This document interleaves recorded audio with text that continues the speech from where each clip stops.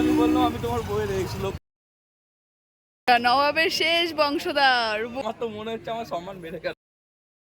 দুঃখ দেওয়ার জন্য তোরা তো আসিস ঝাড় মাস নিয়ে তিন। ওর ভাইরাস আমার ভিতরে চলে এসেছে। কোথায় স্বর্গে না নর বিয়ে? বুঝে নিয়েছি আজকে তোদের সাথে হাসি মানে কালকে কান্না। Hello everyone, welcome back to my channel মিষ্টি অফিসিয়াল। তো এখন বাজে ভালো করে দেখাই 9:27, রাত 9টা, সকাল 9:27। তো আমরা এখন আছি এবং আমার সঙ্গে আরো দুজন আছে ক্যামেরার পিছনে। ওরা মুখ দেখায় না, সেলিব্রিটি মানুষ ওদেরকে আমরা নিই না, আমরাই ক্যামেরার মধ্যে থাকি। তো এখন যাবো লাইকা মাঠ, কারণ এই গরমের সময় সারাদিন কাজ বাজে থাকি, সন্ধ্যাবেলা মানে রাত হলে আমরা রাতের বাকি, রাত 2টো 1টা আমরা ঘুরে বেড়াই। চলো গিয়ে লাইকা চাটা খাই। তো লাইলকা যাওয়ার আগে আমরা পল্লী স্ট্রিটে দাঁড়িয়ে 3 কাপ চা খেয়ে নিলাম, কারণ অনেকক্ষণ চা খাওয়া হয়নি।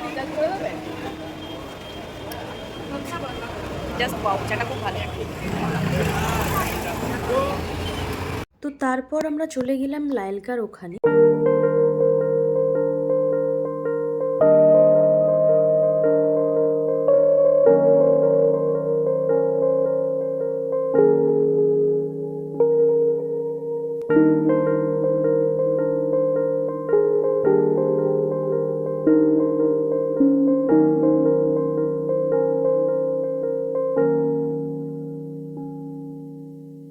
তো অলরেডি আমরা লাইলকাতে পৌঁছে গেছি, তোমাদেরকে দেখালাম। আমরা এদিকে তো আমাদের মধ্যে গল্পে ব্যস্ত, বাট সুস্মিতার কাজে কিন্তু ব্যস্ত।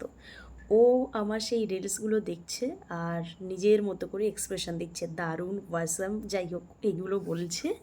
আর আমি গানটা তোমাদেরকে এখানে দিতে পারলাম না, কারণ আমার ব্লগে ওই গানটা শোনা যাচ্ছিলো, সেক্ষেত্রে কি হবে, আমার কপিরাইট চলে আসবে। সো তোমরা প্লিজ গেস করে বলো যে ও কি গানের ডান। বন্ধুরা, নবাবের শেষ বংশধর বসে আছে। হ্যাঁ, মনে হচ্ছে বাড়ির সোফাতে তুমি বসে আছো, মানে সত্যি এটা পার্ক, বাড়ি না। হ্যাঁ ওটাই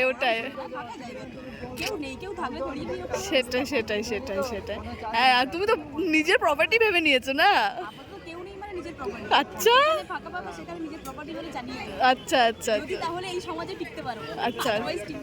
আচ্ছা, আদারওয়াইজ কোথায় যাবে? ওপরে কোথায়, স্বর্গে না নরকে? একটা কথা শোন, বদমাস কি বলে, গরুর থেকে শূন্য গোয়াল অনেক ভালো নাকি? হ্যাঁ, বদমাস গরুর থেকে শূন্য গোয়াল অনেক ভালো। তুই তো শূন্য গোয়াল দেখ না, সাইডে তো বসে আছে।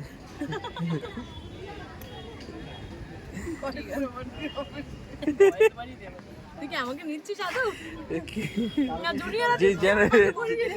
যেন কিরকম টাইপের একটা লাগছে, মনে হচ্ছে যেন যে কারোর সাথে কিছু করতে যাবি, মারপিট টারপিট।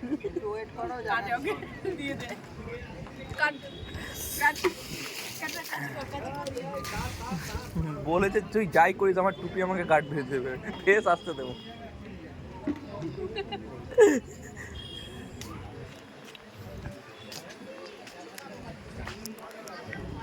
আগুনের মতো খাচ্ছি।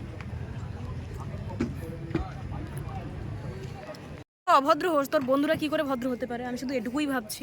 মিষ্টি তুই বন্ধু বুঝে নে কে কাকে বলছে। আমার তো মনে হচ্ছে আমার সম্মান বেড়ে গেল তোর কথা শুনে। পাবলিক বসে যাচ্ছে, তো আমি কি করব বল? না না, কিছু বলছিস, মুখ মুখ বেঁকাচ্ছিস, বল, বলে ফেল। কেন বলবো? এতক্ষণ তো বকবক করছিস, এত কথা বলে তার চার্জ কমে যায়, যেমন তোর পিছনে লাইট দপ দপ দপ করছে।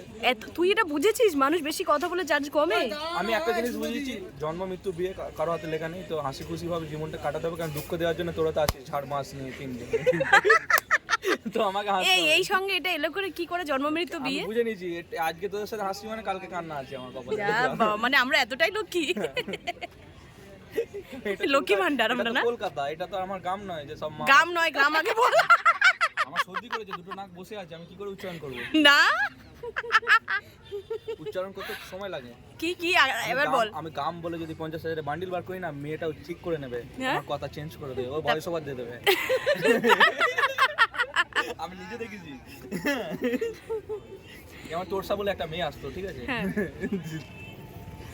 আজকে সঞ্জু কি খেয়েছে জানি না, আমার থেকে বয়স কিন্তু ভিতরে সব কথাগুলো বার করছে, নেশা হয়ে গেছে ওর। ইন্দুপুরিতে তোরসা। আরে তুই যে মেয়েগুলোকে চিনিস সেগুলো কি এরা চিনবে? তাই ক্যাটরিনা কাইফের মতো তোর পিছনে লেগে আছে মেয়েটা বউ বউ টাইপের, বউ করে ভাই বৌদি, তাই তো? তোরা তো বৌদি। বৌদি নয়, মানে ওকে বিয়ে করা যাবে এরকম করে দেখি। কি করে ও? তোমার এখন জব করছে, মানে ছেড়ে দিয়েছে আর কাজ করে না, আগে অ্যাক্টিং। ভাই প্লিজ, হ্যালো স্যার, আমাদের স্যার তো প্লিজ, ভাবতে হয় না। স্যার প্লিজ, টেনশন তো যখন একই কথা বারবার বলতে হয়। ছুটি দেখবে। হ্যাঁ। স্যার প্লিজ একটা সেলফি। খেয়েতে আর জল কিনতে হবে না, আমার ঘাম জলের বদলে পুরো ফিল্টার কর। কেন তুই এতটাই লক্ষ্মী? যত রাত হয়ে যাচ্ছে, এই যে পুরো ফাঁকা দোকানপাট দেখছো, দোকানগুলো উঠে যাচ্ছে। এই শুটিং এ গেলে কথা বলি, তার বাইরে আর কোনো কথা নেই। আর এদিকে এর বকবকানি চলতেই আছে। একদিনও ফোন করেছি কি? একে বলছি তুই চুপ কর 10 মিনিট, তোকে এই সঞ্জু, মেসেজও করি। সঞ্জু তুই 10 মিনিট যদি চুপ করে থাকতে পারিস তাহলে তাহলে আজকে ডিনারটা তুই আমার রুমেই করবি। না, আমার রুটি আর চানা মশলা এক প্লেট কেনা আছে, ওটাকে যদি আমার ফুড পয়জনে হসপিটালে ভর্তি হয় তাও খাবো, কিন্তু তোকে আমি বিশ্বাস করবো না, তোর কাছে যাবো না। ইস, কেন তোকে খেতে দিই না? ব্যাস সঞ্জু এত বক বক করছে যে ওর ভয়ে কারেন্টও চলে গেল, আমরা বলছিলাম তাই, মানে তবু ওর বকবকানি থামলো না। অ্যাকচুয়ালি ও একটু বেশি কথা বলে, ছেলেটা খুব ভালো, বাট ওই আর কি আমরা ওর পিছনে খুব লাগি। তো কারেন্ট চলে এসছে, বাট অনেক রাত হয়ে গেছে আর বসলাম আমরা, চলো বাড়ির দিকে রওনা দিই, পরে আবার দেখা হবে। এই সুস্মিতা, টাটা করো, টাটা করো।